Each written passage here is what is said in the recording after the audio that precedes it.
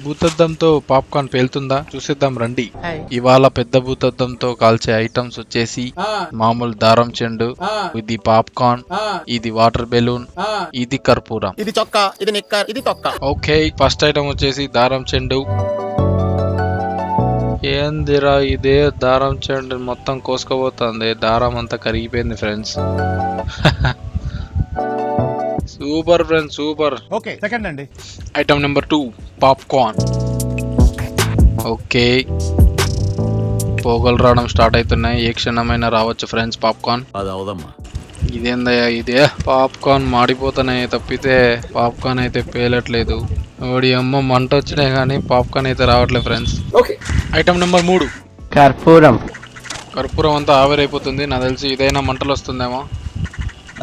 ఈ పనుల్లో కనిపించలేదు, పైగా ఫిజికల్ గానీ మెంటల్ గానీ స్ట్రెయిన్. ప్లాస్టిక్ క్యాప్ అంతా కరిగిపోయింది కానీ కర్పూరం అయితే వెలగలేదు ఫ్రెండ్స్.